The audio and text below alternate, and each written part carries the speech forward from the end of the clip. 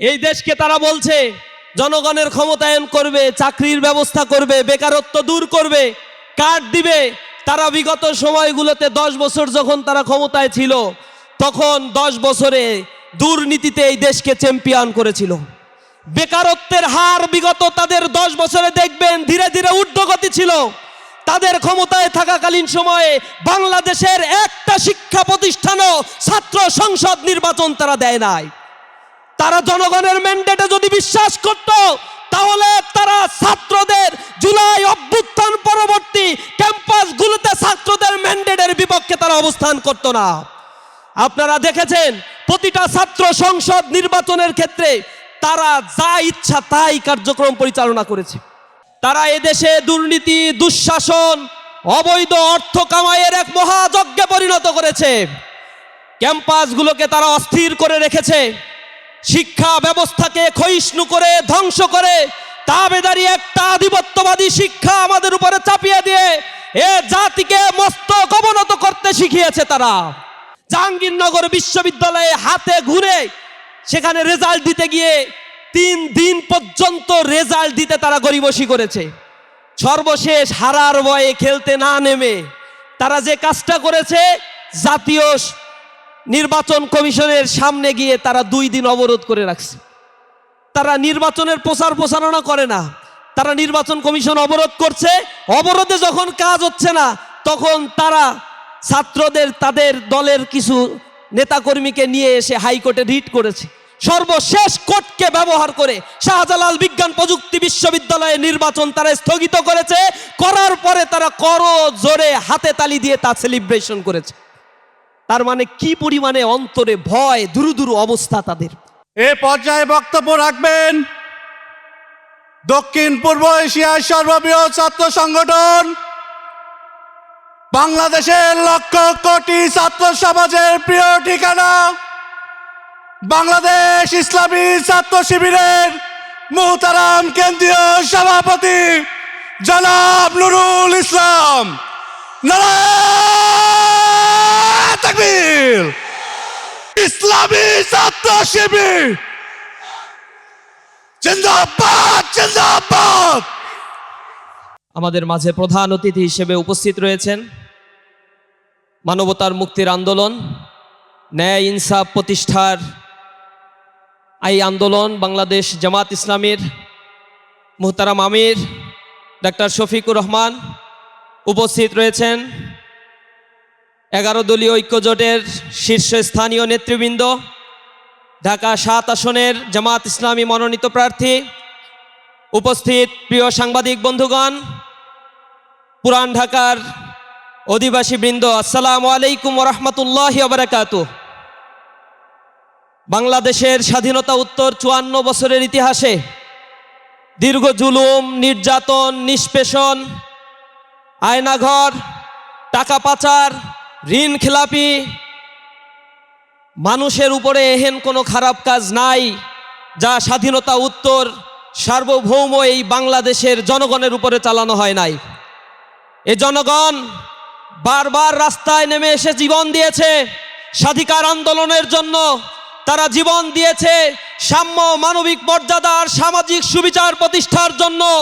বারবার তারা দাঁড়িয়ে থেকে খেটে খাওয়া মানুষ, দিন মজুর, তারা জীবন দিয়ে নেতৃত্বের হাতে যখন এই দেশকে তুলে দিয়েছে, সেই রাজনৈতিক দলগুলো এই জনগণের সাথে প্রতারণা করেছে। তারা এদেশে দুর্নীতি, দুঃশাসন, অবৈধ অর্থ কামাইয়ের এক মহাযজ্ঞে পরিণত করেছে। ক্যাম্পাসগুলোকে তারা অস্থির করে রেখেছে। শিক্ষা ব্যবস্থাকে ক্ষয়িষ্ণু করে, ধ্বংস করে, তাবেদারি একটা আধিপত্যবাদী শিক্ষা আমাদের উপরে চাপিয়ে দিয়ে এ জাতিকে মস্তক অবনত করতে শিখিয়েছে তারা। আমরা দেখেছি বাংলাদেশের শিক্ষাঙ্গনগুলোতে শিক্ষা গ্রহণ করার পরে সেখান থেকে বেরিয়ে চাকরি হয় না, বেকারের ফ্যাক্টরিতে পরিণত হয়েছে। দীর্ঘ সময় ধরে যারা এদেশকে শাসন করেছে, তারা এ বাংলাদেশকে অকার্যকর করার জন্য বাংলাদেশের মানুষের সাথে দিলে দিলে তারা প্রতারণা করেছে।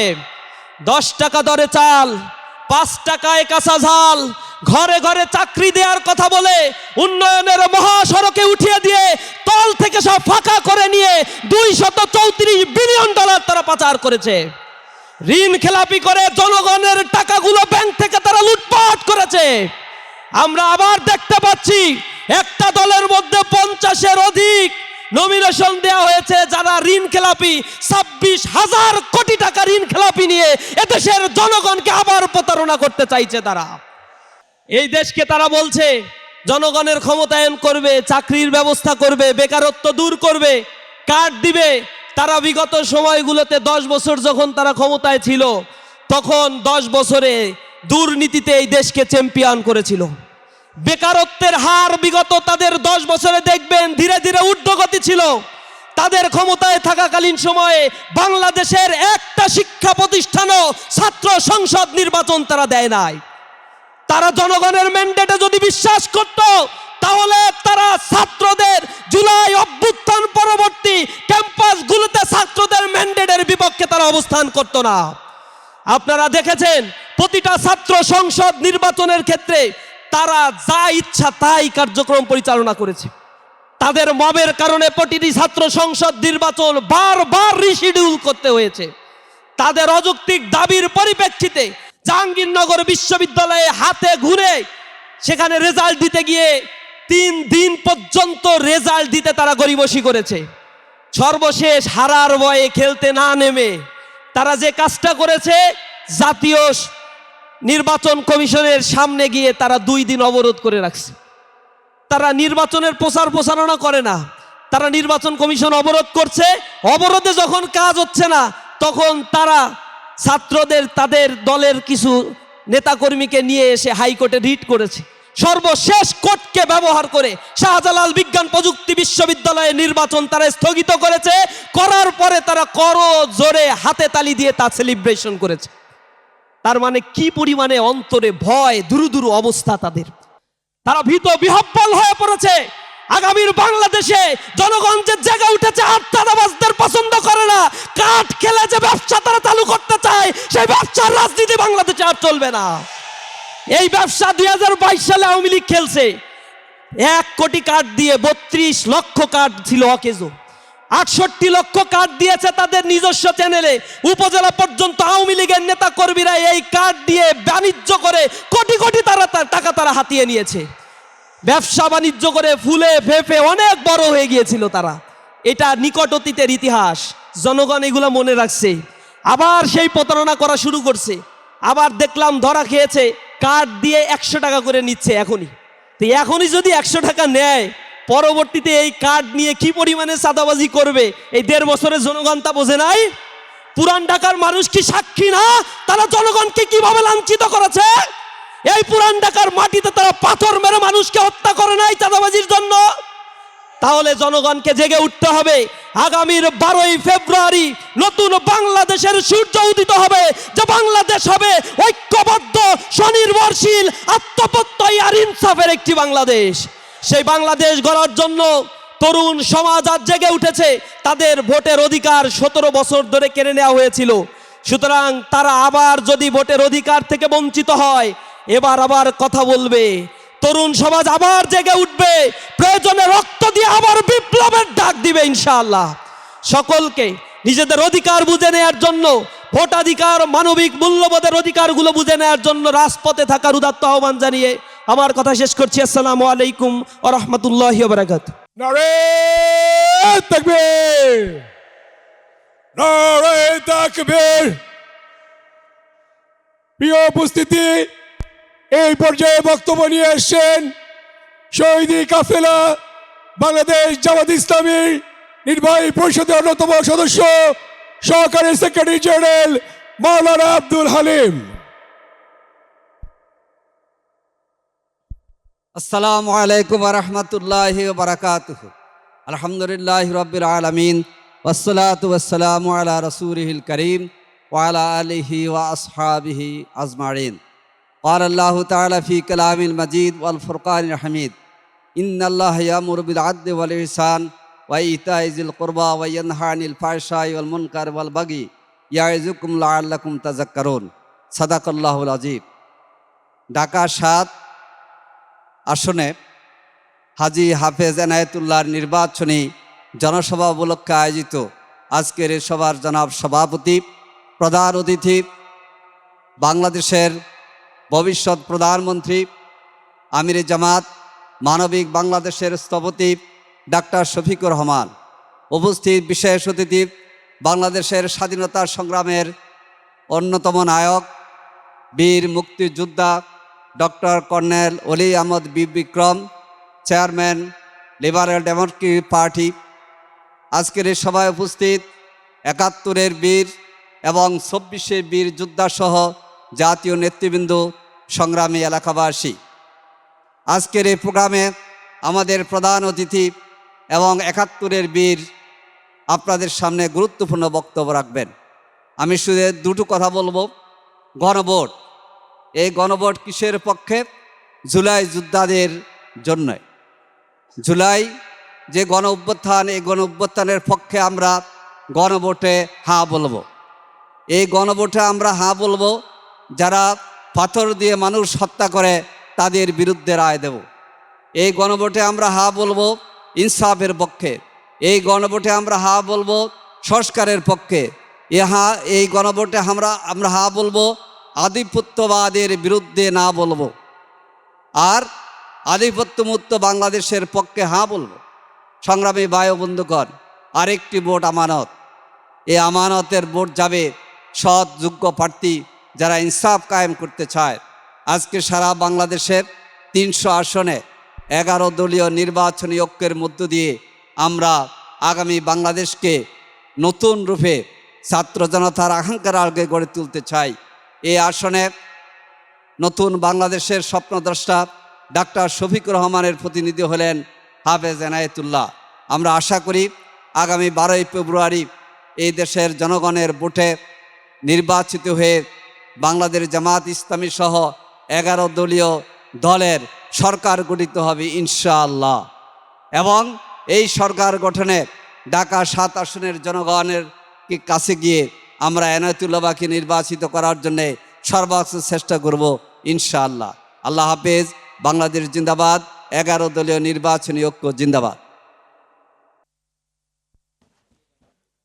এই পর্যায়ে বক্তব্য রাখার জন্য অনুরোধ করছি মুক্তিযুদ্ধের অন্যতম সংগঠক, আলডিপির চেয়ারম্যান বীর বিক্রম কর্নেল অলি আহমদ। ঢাকা ৭ আসনের মনোনীত প্রার্থী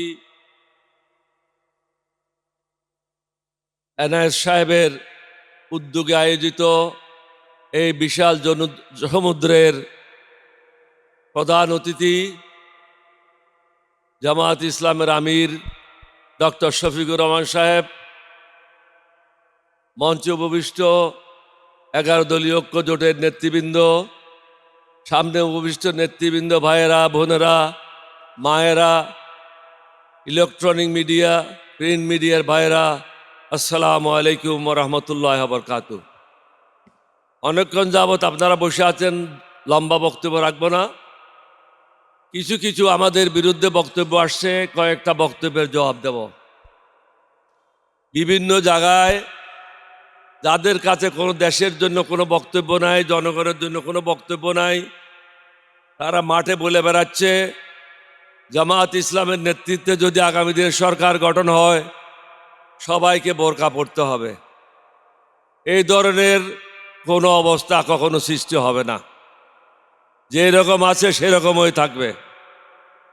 অনেকে বলে শরিয়া আইন চালু হবে।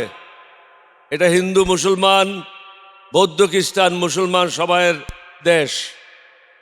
শফিকুর রহমান সাহেব স্পষ্ট ভাষায় বলেছেন সংবিধান অনুযায়ী এই দেশ পরিচালনা হবে। সুতরাং আমি মনে করি আপনারা যারা পরাজিত সৈনিক বলতে আমি বলছি বিএনপি, শহীদ জিয়ার বিএনপি এখন আর নাই, বেগম জিয়ার বিএনপি এখন আর নাই, এখন ভাড়াটিয়াদের বিএনপি, মাস্তানদের বিএনপি, ঋণ খেলাপিদের বিএনপি, সন্ত্রাসীদের বিএনপি, চাঁদাবাজদের বিএনপি। দেশের লোকেরা আপনাদেরকে প্রত্যাখ্যান করেছে, যার জন্য আপনাদের মুখে হাসি নাই।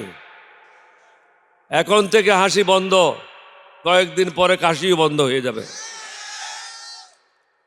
এটার জন্য আমরা দায়ী না, আপনারা নিজেই দায়ী। কারণ আপনারা বলছেন আমাদেরকে সব কিছু করার আগে অনুমতি লাগবে। আপনারা নিজেই বলেছেন, এটা আমরা বলি নাই। আমরা কেন একত্রিত হয়েছি? সবাই মনে করে জামাত ইসলাম মানে মৌলবাদী। একজন আমেরিকান অ্যাম্বাসেডর মাইলম, উইলিয়াম বি মাইলম, তিনি আমার অফিসে আসছিলেন। আমাকে বললেন জামাত ইসলাম তো মৌলবাদী। আমি বলছি, তুমি ঠিক বলছো?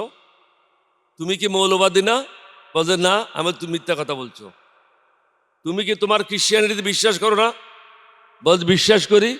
তাহলে তোমার খ্রিস্টানিটিতে কতগুলি মূল মন্ত্র আছে না? বলা আছে। তা আমি বলছি, এগুলি তো হলো মূল মন্ত্রে যারা বিশ্বাস করে তারাই তো মৌলবাদী। প্রত্যেকটা মানুষ মৌলবাদী। যে হিন্দু সেও মৌলবাদী, যে বুদ্ধিস্ট সে মৌলবাদী, যে খ্রিস্টান সেও মৌলবাদী। আমরা সবাই মৌলবাদী। আমি বলি, তুমি বলতে চাচ্ছ এক্সট্রিমিস্ট। এটা দুইটা পার্থক্য জিনিস। সুতরাং আপনারা যে ওষুধগুলি নিয়ে বাজারে বেরিয়েছেন এগুলি পুরানো ওষুধ। এই ওষুধ আর কাজ হবে না। বৈজ্ঞানিক যুগে নতুন নতুন ওষুধের প্রয়োজন।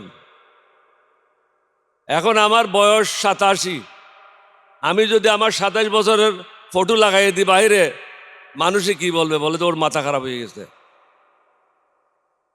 এখনকার সাথে যুগের সাথে তাল মিলিয়ে চলেন। আমরা কেন এখানে আসছি? সবাই মনে করে বোধহয় জামাত ইসলাম মানে এখানে সব মৌলানা। মঞ্চে দেখেন শুধু একজন মৌলানার নাম বলছে, আব্দুল হালিম সাহেব। বাকি সব barrister, engineer, doctor. Shafiqur Rahman সাহেব নিজে ডাক্তার। সব শিক্ষিত লোকের সমাবেশ, সমাগম, 11 দলীয় ঐক্য জোট হয়েছে। সুতরাং সমগ্র জাতিকে বলবো, ভুল করবেন না। আমি একজন মুক্তিযোদ্ধা। এটা হলো আমার জীবনের শেষ যুদ্ধ। এই যুদ্ধ হলো সন্ত্রাসীদের বিরুদ্ধে, চাঁদাবাজদের বিরুদ্ধে, মস্তানদের বিরুদ্ধে, টেন্ডারবাজদের বিরুদ্ধে। মানুষকে জেগে উঠতে হবে। কয়েকটা টাকার বিনিময়ে, মিথ্যা কথার আশ্বাসে জাতিকে বিক্রি করবেন না। বিগত 25 বছর মোদির গোলামি করেছে তারা। মোদির গোলামদেরকে আপনারা ভোট দেবেন না। ঋণ খেলাপিদেরকে ভোট দেবেন না। মাস্তানদেরকে ভোট দেবেন না। সন্ত্রাসীদেরকে ভোট দেবেন না। ভালো মানুষ যারা আছে তাদেরকে ভোট দেবেন, তাহলে সমাজটা ভালো হবে। আপনি একটা হারামিকে ভোট দেবেন আর বলবেন যে সমাজ ভালো করেন। সমাজ কিভাবে ভালো হবে? সমাজ ভালো করার জন্য ভালো লোকদেরকে ভোট দিতে হবে। আমি আর বক্তব্য দীর্ঘায়িত করবে না। আশা করি জাতি আমার মেসেজটা পেয়েছে।